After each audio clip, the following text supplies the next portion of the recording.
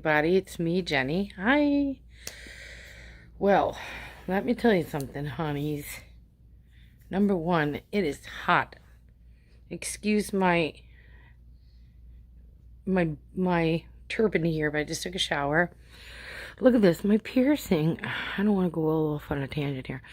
My piercing is still bothering me, and they put a longer bar. I don't know what's going on with this piercing. I am feeling a little anxious, to say the least. I had to take an anxiety pill.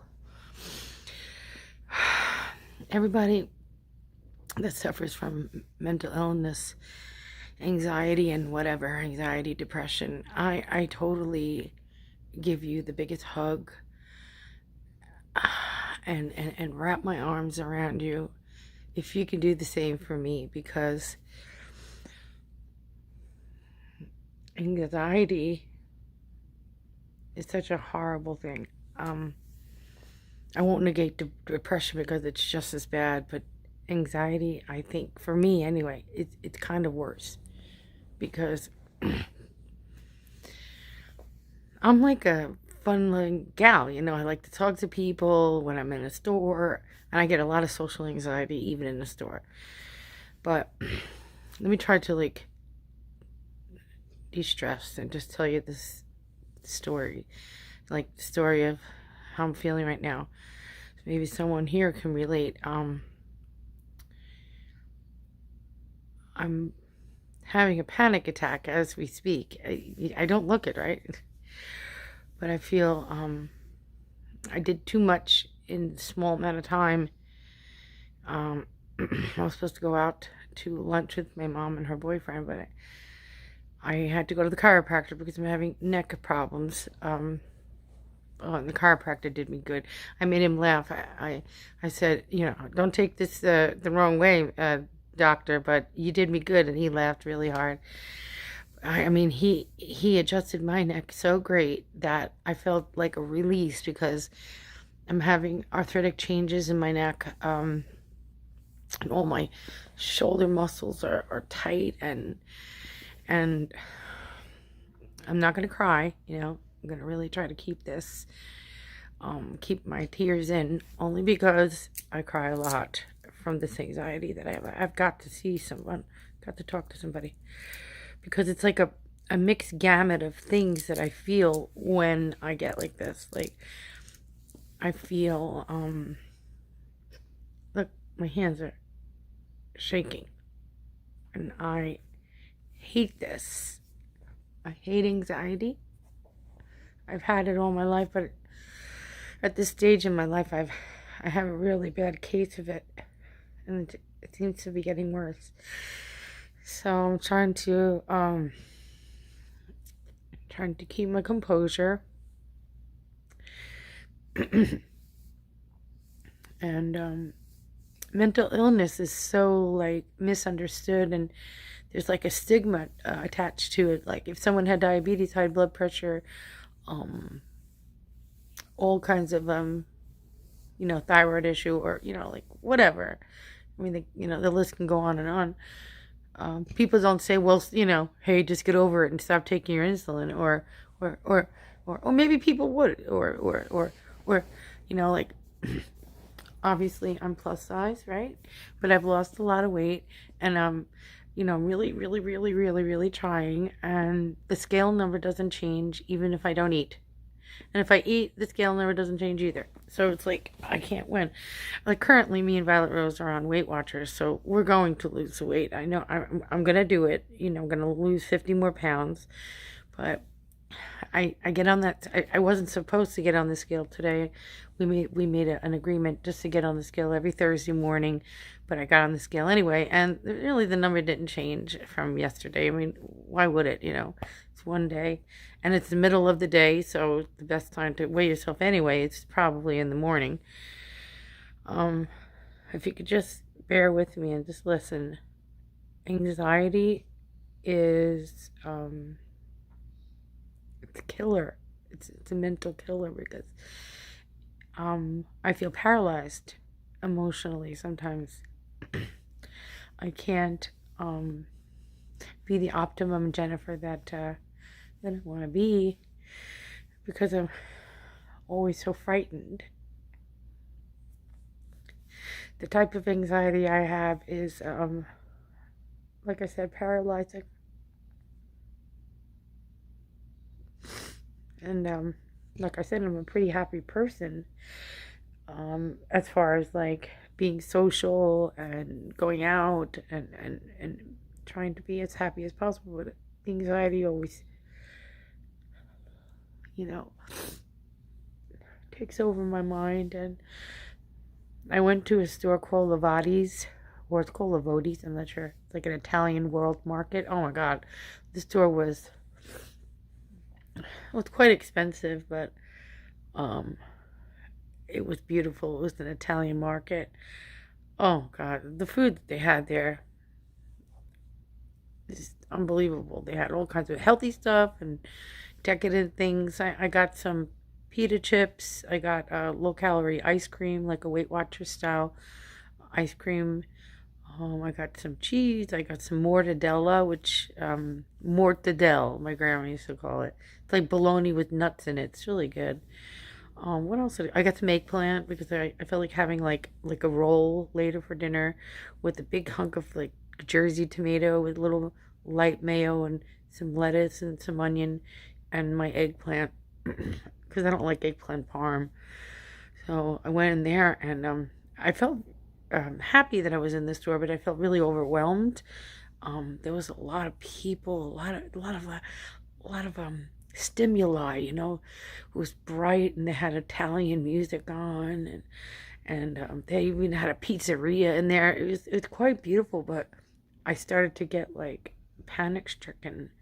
Oh, and well, on the sidebar, I saw a lady and a man, and one of the man looked just like my dad, except he had dimples. My dad doesn't have like deep dimples.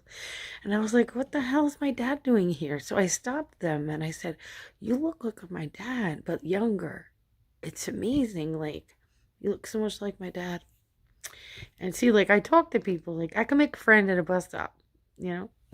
Meanwhile, I don't have any friends except for one friend over here. I have acquaintances and I know a lot of people.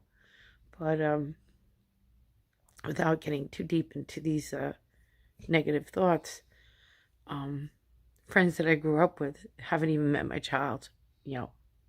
They haven't even come to see my home.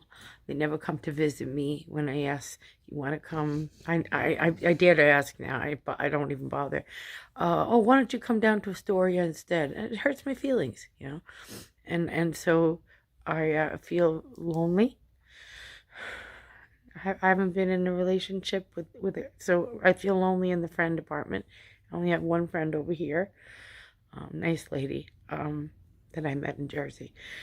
But none of the friends that I grew up with, I mean, no school friends, um, even branch out to me and really like want to hang out, or none of my best friends from when I was growing up even bothered to come here to Jersey to meet with me, hang out, go out to dinner, meet my kid. I mean, my kid is 16 and my friends haven't met her. So it's like, it hurts my feelings. And these things all run through my mind. Like, I don't have a big circle of peoples, including family. I don't, I have two brothers. I talked to one of my brothers, but the other brother I have disowned, and that's a long story. I'll tell you another time. I don't speak to him 10 years. My other brother, he has a beautiful family. He's very talented. But we have like a text message kind of relationship, so I feel very lonely.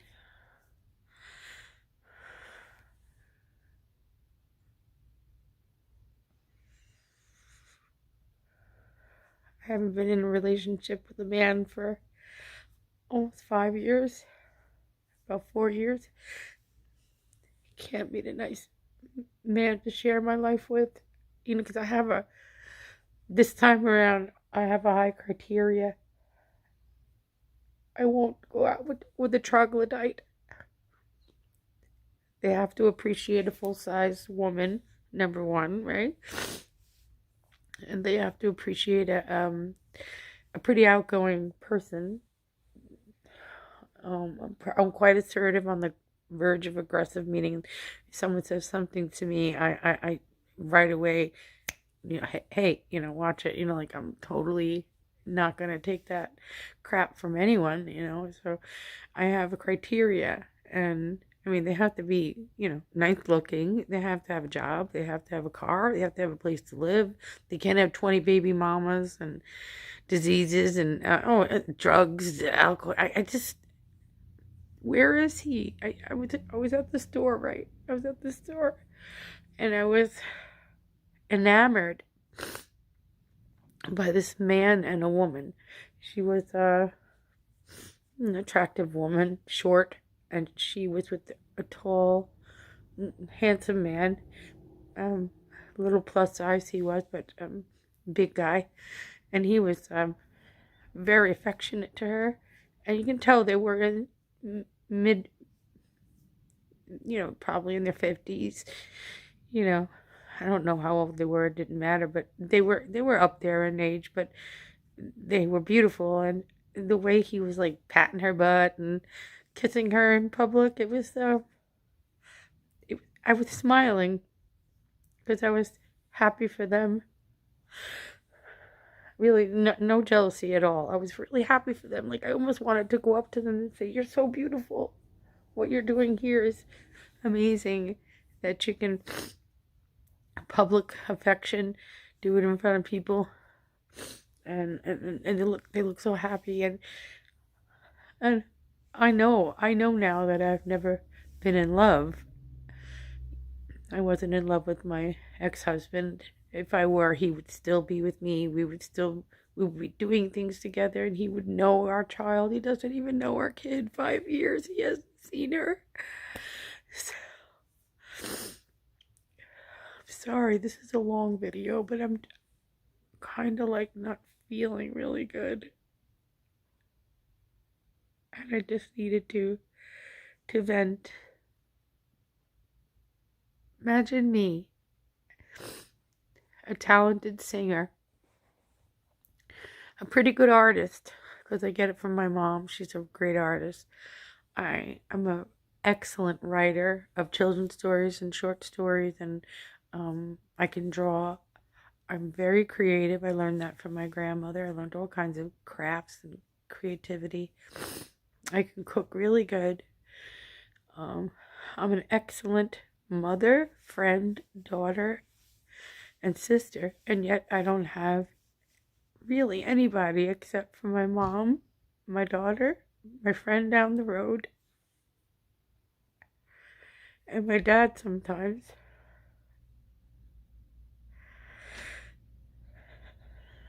That makes me sad. Don't get me wrong, I do have some friends that I know for a long time that always look for me. I can name a few. My friend Sean, he's like my mentor, and he always cares about like my mental health and my music. And my friend Joe, and I grew up with, Joe Olivio, he always just messages me and sees how I'm doing. But I'm for the most part, I'm quite lonely. I have my mom, of course. I have my dad, but he's not very emotionally available for me. I have a friend down the road, Roseanne, very nice lady, cooks really good. She's sweet. I'm sorry, I just needed to tell someone, anyone is listening out there, I know how you feel with loneliness and anxiety and scared of the uncertainty, like just the simple fact that if I have to get my blood drawn, it's not the blood drawn that worries me, because that doesn't bother me. Not even the tests that I have to get done, say, if I go to a doctor. It's the results. I get panic stricken. My blood pressure goes up. I think terrible thoughts. I have to talk to somebody, because I also have extreme rage towards my ex-husband. I never hated anyone more than I hate him.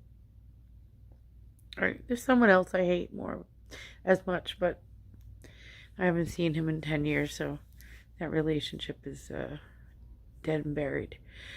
My best friend, Greg, he died. He was the best of the best. So he passed away from muscular dystrophy, complications from muscular dystrophy. And believe it or not, my ex-husband's cousin, Jay, Jaime, he was one of my best friends, and I miss him. It's a shame that he passed away. He was always there for me. He really was. And he was so musically talented, so we had a lot in common. Anybody out there suffering from anxiety and depression, you're not alone. You're not alone if you're suffering from loneliness, and just talk to someone. See a therapist. Take medication if you have to. Don't be afraid to tell anybody how you feel, so you can get it out and feel better.